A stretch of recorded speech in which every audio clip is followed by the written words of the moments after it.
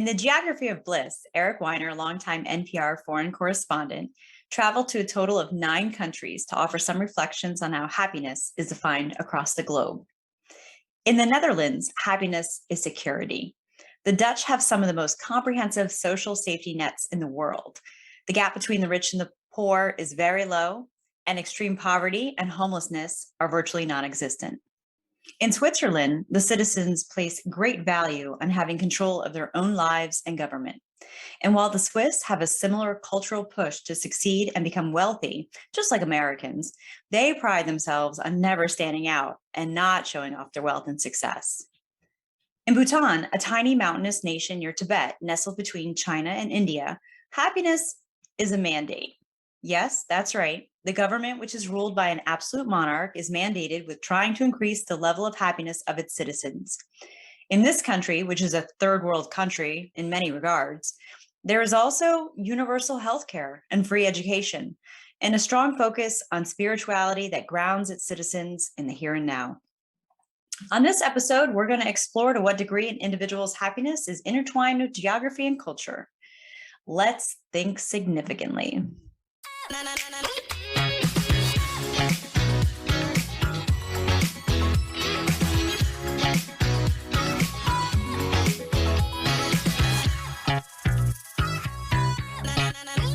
Welcome, everyone. I am Melissa, and I am joined by my traveling companion in cerebral thought, Pete. Hello, my friend. I've got my passport in my pocket, and I'm ready to go places. Though I have a feeling we will not be talking about Disney despite the title. I mean, we could talk about Disney. I don't know that I have a lot of data on Disney to contribute to the conversation, but these recent talks about them moving to Texas might be applicable to our chat on where happiness resides. Which makes me wonder, is happiness really a place? TBD, Pete, to be discussed. To be discussed. We're going to find out. Hello. Follow this podcast. Right. You'll figure it out. Yeah. So before we launch into the heart of our discussion, I have a pin from last episode. Okay. And I like to get the pins out of the way.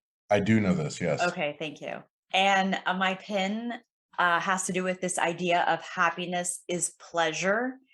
The definition that we shared last episode came to us by way of the Oxford English Dictionary, which you got to admit, like it's the standard bearer for definitions, right? Absolutely, yeah. Right. So in that episode, we defined happy as feeling or showing pleasure or contentment. And while I had this, do I agree with that? During the episode, I had to take my time to marinate on it as I do. Sure. And I'm here today to say that I don't know that I agree that they are one and the same. Contentment, I can get on board with, but pleasure, not so much. Yeah, I can agree that there's some distinction there. When I think about pleasure, I think about how we experience the world through our 5 senses largely, and happiness would be more of a feeling that we generate inside. Inside us. Sorry. Oh, I was like our circus tents. Sorry, yeah. I'm thinking, looking, feeling, hearing external things versus that internal generated feeling. Right. I agree with you. And believe it or not, I actually thought about lab rats when you said pleasure last episode. I'm sorry. I thought you just said, speaking of pleasure, made you think of rats. That can't be right, can it? Do not kink shame me. Yes, it is. It is. Yes. I can explain. If you're free associating rats and pleasure, I tremble to think about what you'd say to a series of Rorschach tests. Well, you should be more concerned about what my answers to those Rorschach ink blots would tell us about myself. You'd be like, and here's my borderline personality disorder. All right. I have a point, I swear. So, okay. When the lab rat is rewarded in the experiment, he keeps hitting the little lever to keep feeling pleasure. Yes, absolutely. Okay. That's what I thought about. See, does that make more sense now? That does make more sense. All right. I'm not sure that would come to many people's minds right off the top, but I can totally see how you got there. Well, I appreciate that. But, Thank you. But you're asserting that that pleasure can be achieved with substances or stimuli, but happiness then can't be. Yeah, I think that's a good way to differentiate it. Yeah. Like you might be able to experience a momentary feeling of happiness from like a pleasurable experience, but that happiness does not last long. It's fleeting because it's dependent upon, like you said, those external events and experiences. And Right. we'd have to keep on having those good experiences, more food, more wine, more 3 cherries in a row on the jackpot machine down the shore. Right. Not that that's ever happened, right? In order Right. to sustain pleasure. Yes. Right. And that explains why people become, when we talk about addiction, we talk about external experiences, substances, needing more to feel a short-lived feeling of happiness, get that hit. And I suppose it explains why you would think about lab rats. See, exactly. I told you. Just give me a second. Right. Yes. Yes. I'm not half baked. Yeah, well, I got this. Yeah. Let's not hang the half baked thing on just the rat analogy, okay? I'm glad we were able to work through your pen. Me too. But that was talking about the last episode's definition of happiness. Yes. We did say that we would start off each episode with a new definition. So do you have one for this episode? Of course. I'm not going to shirk on my responsibilities. I would not ever think that you would. Says Pete, who's like, could you please review these socials? They have to go out. Yes. Before this podcast, this episode, I am not shirking on my responsibilities. So yes, I have a definition, but there's like an asterisk. There's always a but. Yeah. There's always a but, right? Never trust a big butt and a smile. Yes, that's it. Sage advice. I want to add a bit of a twist to the definition for this episode, and that is because we are talking about geography and how that influences happiness. And because of that, I want to frame happiness as the presence of positive effect on one's life and an absence of negative effect. I feel like that could be applied to more than just happiness, though, right? No. Yeah, no, I agree. Yeah, I think so. But the reason that I chose that definition is because that is actually the way that international rankings of happiness tend to measure the general happiness of a country's population by the presence of positive affect and the absence of negative affect. And to be clear, that's affect with an A, right? Not affect with an E. Very close to Aflac. Yes. Yes. Yeah. No, I'm familiar with that. Well, so to help illuminate this, I will say that I will relate to you, not that I will say this, but I will relate to you that Canada is ranked as having low negative affect, and Mexico is rated as having high positive affect. And Switzerland, get this, doesn't rank high in positive effect nor low in negative effect, ever the neutral, right? Yeah. It's like typecasted. Yeah, it's so hard to imagine them being neutral like that. Right? Yes. But they rank very, very high actually in reported life satisfaction. Well, then that reinforces what we said in the last episode about happiness being more along the lines of contentment rather than razzle dazzle. Yes. And since we're on this topic of what we expect happiness to look like, and you started off the episode citing Eric Weiner and the geography of happiness, I wanted to say that we often think about happiness in a straight line, but as he discovered in his research, it's more like a maze. See, it really is, right? Like, more lab rat references. Oh goodness. Right. You get a piece of cheese at the end of this. Yes, there you go. That's exactly right. I think we think in terms of like, this happens and then this happens, like very just like cause and effect, very linear. Right. And yeah, he found that it's definitely more circuitous than people think. Right. What he found was that despite each of us having our own particular path, there were some constants that seemed to exist across all the countries. You're saying that he visited, yes? Right. That's right. Exactly right. He found that one of the things was that he found that material wealth can help in reducing anxiety and suffering related to poverty, but it can't provide happiness on its own. Another commonality was that community is universally important, right? Humans are social animals. We can't be happy if we're isolated. I want to beg to differ. clearly Weiner is not a mom who finally has a Saturday morning to herself, free from having to run multiple kids to multiple sporting events halfway across town. Yes. I think when he said isolated, he was referring to more than just a Saturday morning off in a month. And I would argue that even on that Saturday morning, you wouldn't have known such happiness had you not been surrounded by community every other day of the month. Correct. And on my day of isolation, surrounded by a box of Dunkin' Donuts and 3 really good library books. Yes. Yeah, which you're not getting in isolation. So there you go. Right. You make a point. Yeah. Yes. So he also noted that having autonomy and contributing to society, but they aren't necessary to be happy. And living in the moment seems to consistently have a positive influence on happiness. Yes.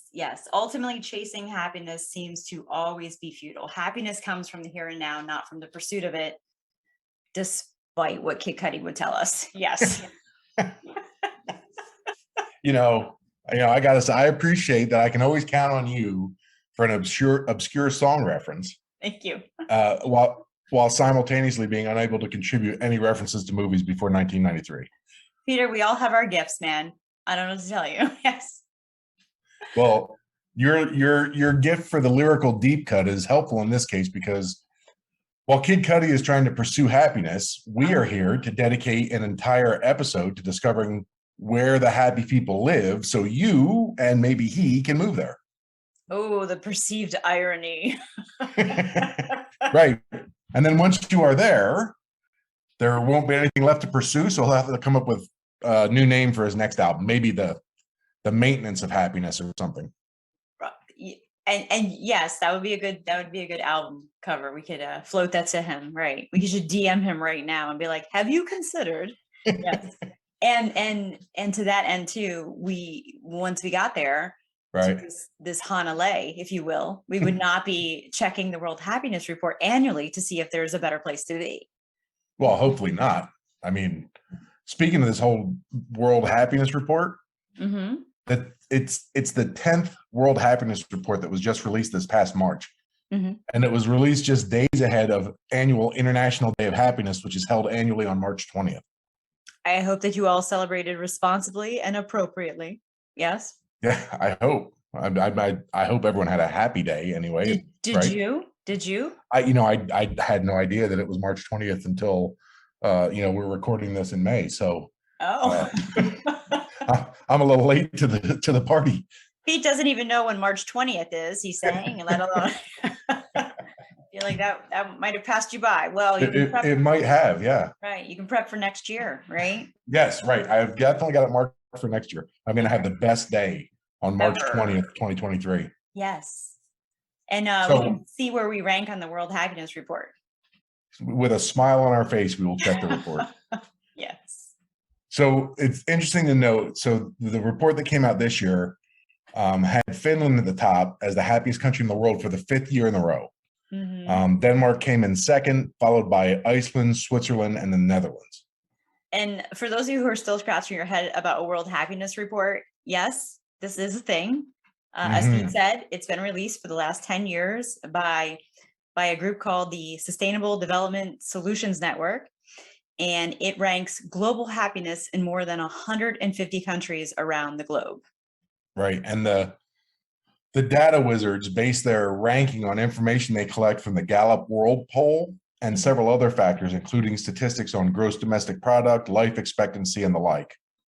So I think you might have a one-up on me. So whereas I might have known it was World Happiness Day and just failed to share that with you, you have your hands on the report, which I have not seen. Yeah, so right. Finland, okay, number 1, 5 years in a row. Cool. Right. That's great. Where is the U.S. in the rating and ranking? Do you know? U.S. came in at number 15 this year, ahead of the U.K., the Czech Republic, Belgium, and France, among others. So we came in ahead of the UK, Czech Republic, Belgium, and France. Right, correct. So were there any? Now I'm curious. No, okay. This is how I'm going to phrase it. Okay. Were there any surprises in the countries that came in ahead of the US? I would say it's really hard to define what a surprise would be. Were there any lab rats listed to the top? There were no lab rats. No. All right. But I did notice that there seems to be this chunk of Scandinavian countries taking up the top spots, like I listed it just then. Mm-hmm. And then boom, you have Israel and then New Zealand. Israel and then New Zealand. Oh, that's interesting. Yeah. I definitely have some ideas roaming around my brain, but definitely not they're not cooked enough to share right now. I don't have nearly enough data, and by nearly enough I mean any. Right. Yeah, Maybe we'll I just hear have about them at the ideas. beginning of next episode. Yeah, there you go. I'll pin it. Yes. I don't even have the list from the previous year, so see how well prepared I am for this episode. But I do know from our conversations leading up to this episode, and we talked about at least the top spots remain relatively stable, right, throughout the year, meaning like there seems to be a lot of year-to-year consistency in the way people rate their lives in those top ranking countries. Yeah, I'd say so. As I said, Finland has come out as the #1 happiest country for 5 years in a row. And the report's only 10 years old. So half of the time the report's been produced, Finland's been the #1 country. That is a fancy way to twist that data. You're like 50% of the time, Finns are on top. Yeah. Yeah, and honestly, that's 5 in a row. I don't have data about if they, just missed a year and were a couple years before that. They might be the happiest place, predominantly for the last 10 years. Right. On the aggregate, sure. So what do you think those Finns are up to, man? Like, what makes them so gosh darn happy? Well, research shows that having a high national ranking is connected to how a country's institutions take care of their people. Okay. Right. And this leads to higher ratings of life satisfaction. Which I see leads to the higher self-reported happiness levels. Right, precisely. So and Finland. Yeah. So we're saying sorry, but I just had to make this connection. Sorry, my brain's like life satisfaction is like happiness. Really, that's an interesting way to frame it, though. That we haven't. Right. Yeah, I would say so. Yeah. So one of the things that Finland has going for it is they've got an effective system of progressive taxation. They've got smart urban planning, strong healthcare and education systems. You said they had one thing going for them, and you listed like four major things like that we don't necessarily have. Yeah, no, right.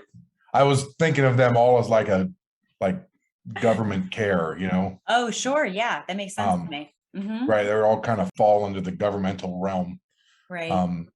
Additionally, something else that's worth noting is, according to experts at Aalto University in Helsinki, another factor that contributes to their success in this poll is access to green spaces, which helps reduce the stress and promote physical activity for the population. Okay, so I gotta ask, and maybe you don't have the entire list of 150 countries in front of you. I don't know, but Finland shares a border with Russia, and you're talking about how these green spaces help to reduce stress. And I'm wondering how sharing a wall with, I don't know, say Russia, affects their stress levels. Do you know where Russia showed up on the list? Yeah, they're at number 80. So towards the bottom of the list. Yeah, below halfway. Yeah. And whereas that ranking was surely underway before Russia invaded Ukraine at the end of February this year, I just think the juxtaposition can't be overlooked here. You have like the happiest country in the world sharing a wall with one of the unhappier countries. So clearly happiness is not about geography, despite us touting this episode as it's where you live. Yeah.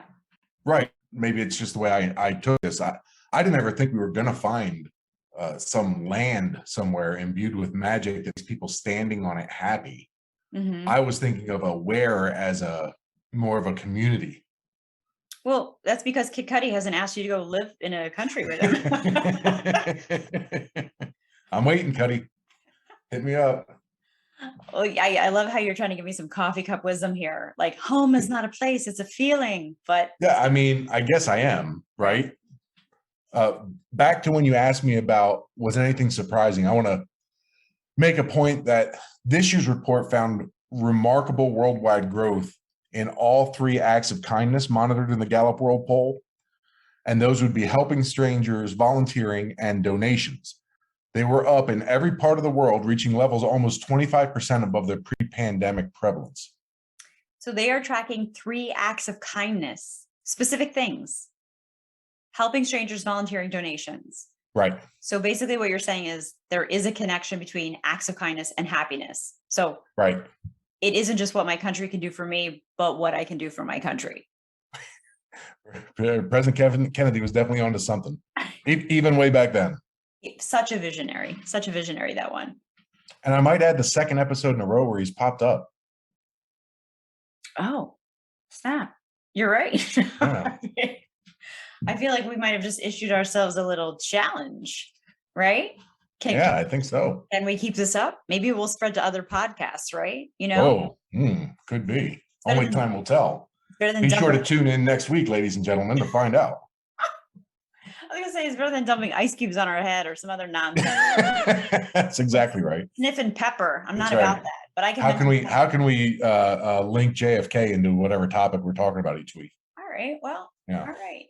I'm going to try. Yeah. I know you will, and I know you'll find a way. I will. That's right. Yeah. So before we get too much further off track, besides helping others, what other things have we come up with that are connected, either via correlation or causation, to happiness? So we mentioned earlier that Weiner found that material wealth can help in reducing anxiety and suffering related to poverty, but like on its own, it cannot provide happiness. Right. After a certain level, wealth stops contributing to happiness completely. It effectively has a threshold. Mm-hmm. I actually saw that echoed in a lot of studies that I came across, even if like that wasn't the main point that the study was trying to make. Mm-hmm. There was a study that was seeking to determine the happiness of different areas of America by analyzing the word usage of geotagged tweets in 2011. Oh my goodness. Yeah, I was all about this, right? I was like, oh, this is right up your alley. Right up my alley. You're probably like salivating reading. I was frothing at the mouth. Yeah, exactly. That's great. And these studies show that there was a correlation between wealth and happiness, with the wealthier areas being happier by their measurement than, of course, the areas with high poverty. And like some people are like, well, no shit. But I think that what we're seeing here is that, yes, wealthier areas are going to be happier than impoverished ones, because money does provide quite a nice little escape hatch from a lot of the ills associated with poverty. I'm just saying. Right. If I have money, I'm not consumed with worrying about how one bout with an illness might completely throw my family into a tailspin. Right. And I'm not thinking about how one unforeseen household repair is going to potentially put my family out on the street. Right. Yeah, absolutely. We need, everyone needs a certain level of wealth to be able to meet the needs of the lower levels of Maslow's hierarchy. Mm-hmm. You know, you got your food, your shelter. Only when we have those needs met can we even start to aspire to the higher levels where we find fulfillment, which I dare say means happiness with our lives. Mm-hmm. So this makes me think about the Easterlin paradox, also known as the happiness income paradox. Mm-hmm. And simply put, like, this paradox says that at a point in time, both among and within countries, happiness and income are positively correlated. But over time, happiness does not increase when a country's income increases. In fact, like, happiness amongst the populace sometimes trends downward, even as that country keeps like earning, right? Right.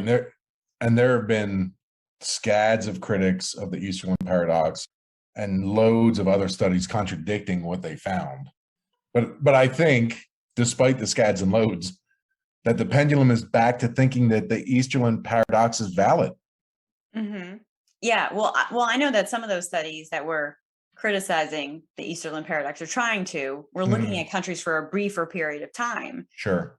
And I don't have any actual data at my fingertips on this, but I was just thinking of an example that popped up on the old, frontal lobe here. You got South Korea. Like, you got a country in which per capita income doubled in less than 20 years, and their life satisfaction does not show an increase. Right. So you've got to ask yourself, if economic growth is not the main route to greater happiness, what is?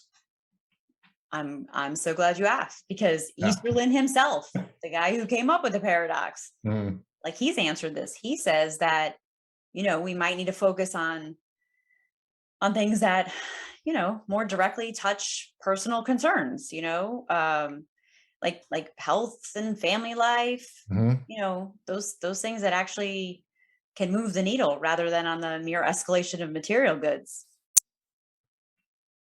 But if we did that, Melissa,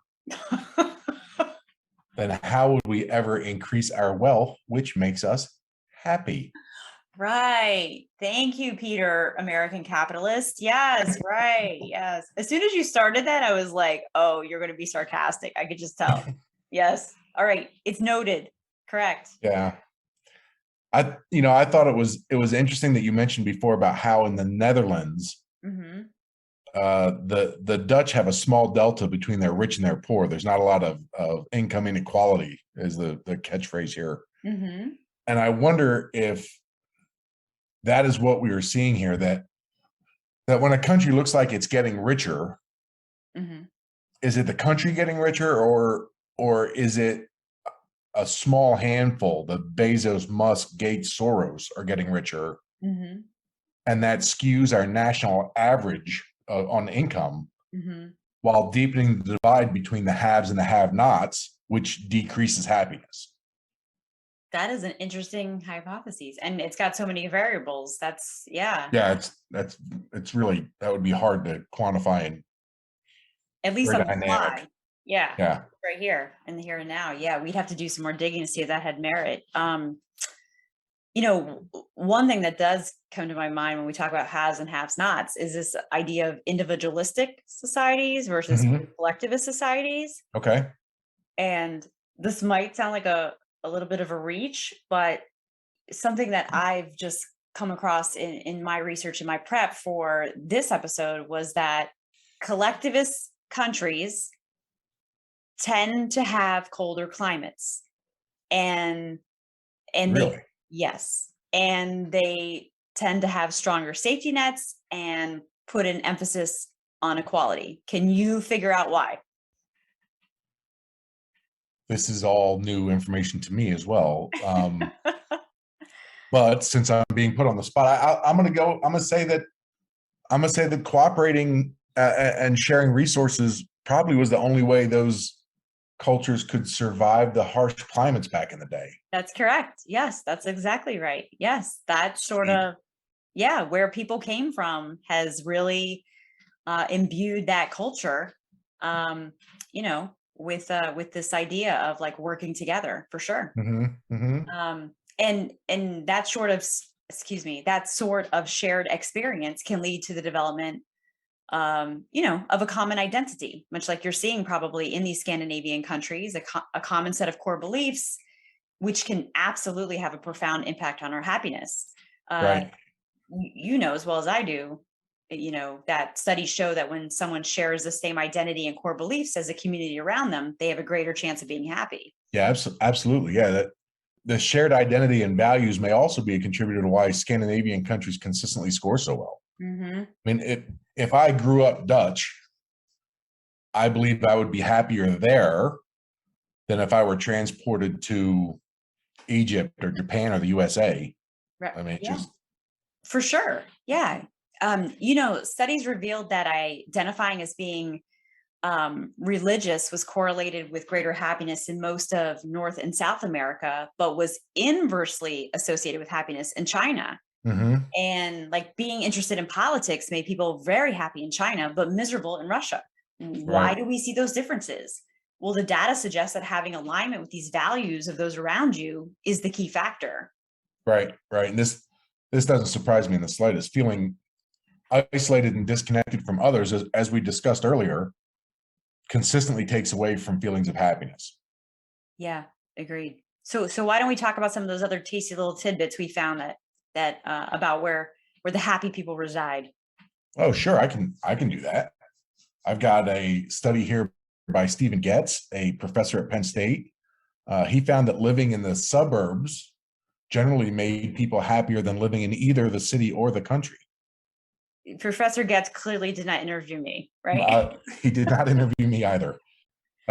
He also found that people living in predominantly non-white communities were happier than those living in white neighborhoods, Mm-hmm. and that there is a correlation between happiness and stability, showing that people who moved less and had a tighter knit community tended to be happier. That is very interesting to me. Yeah. I've been thinking about what we just said about like if you're more in alignment with the folks around you, right? Right. Um, Well, and and more individualistic versus collective. I think there's yeah, some of that going on in there too. Even probably is like too. within the USA, there's different cliques of individuals versus communities. I agree. As soon as you said suburbs, the thing my knee-jerk reaction was to think about commute times. Like as soon as you say Okay. suburbs, I think how long does it take to get to work?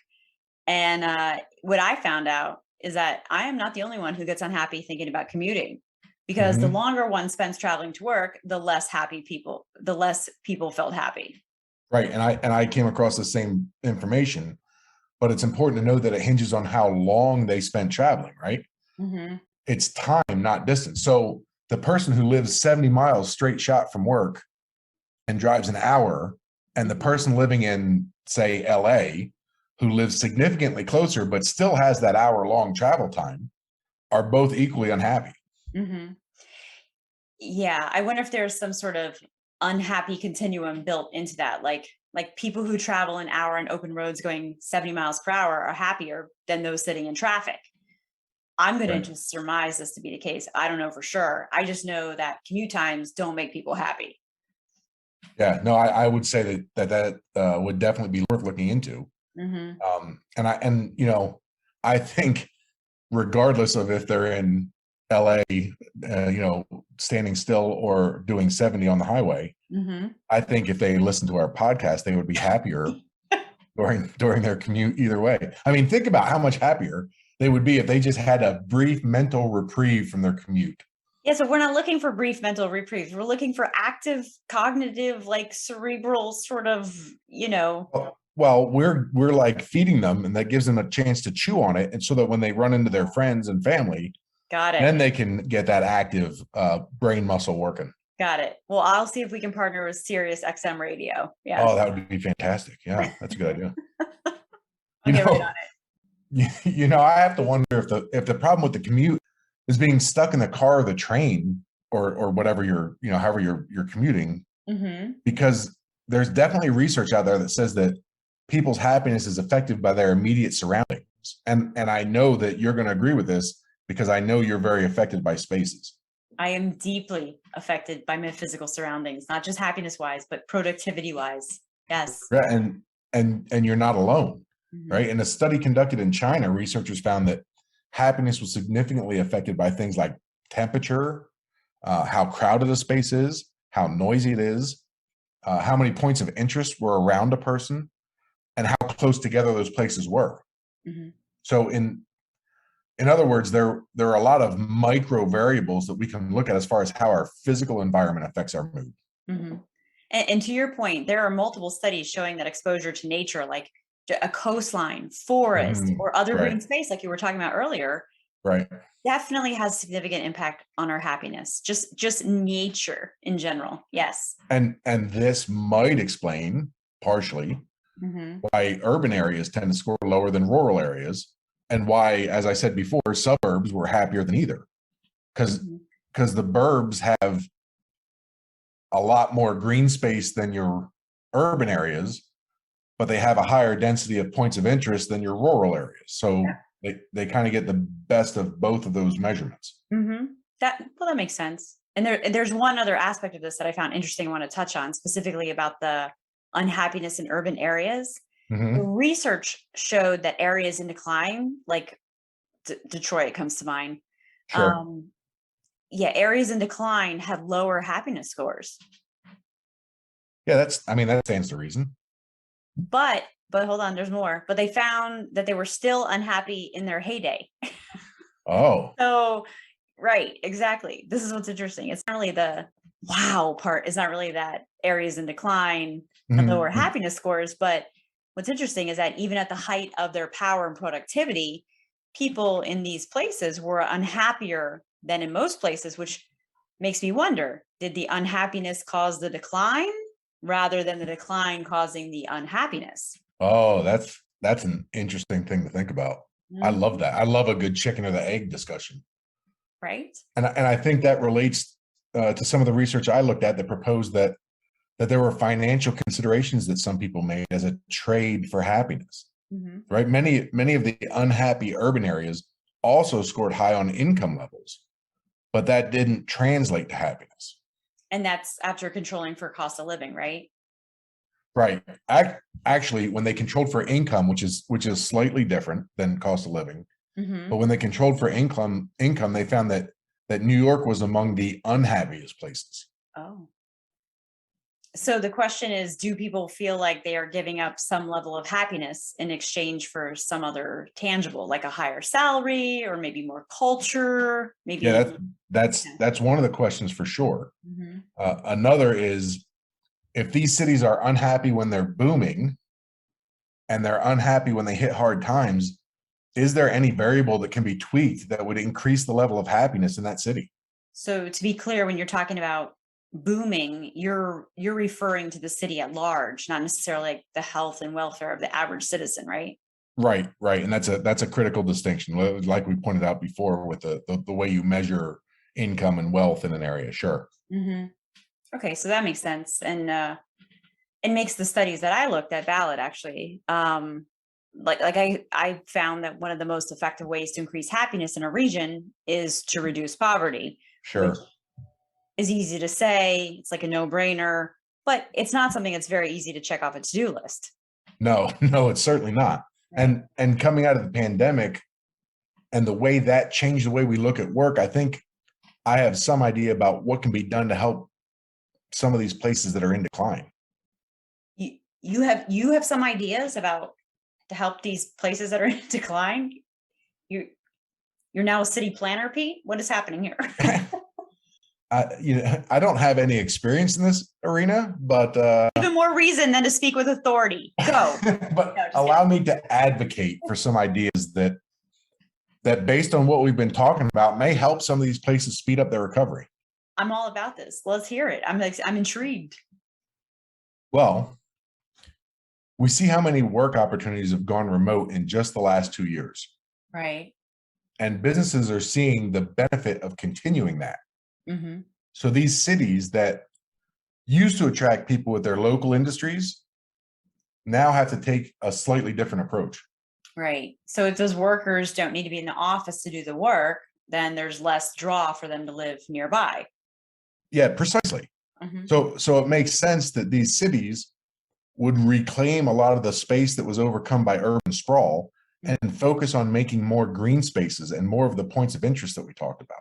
I see what you're saying. If you focus on developing the things that have been proven to increase happiness, then a city can become a place where people who are increasingly able to work from anywhere want to go. It's like that sort of field of dreams. If you build it, they will come. Yes, yes, exactly.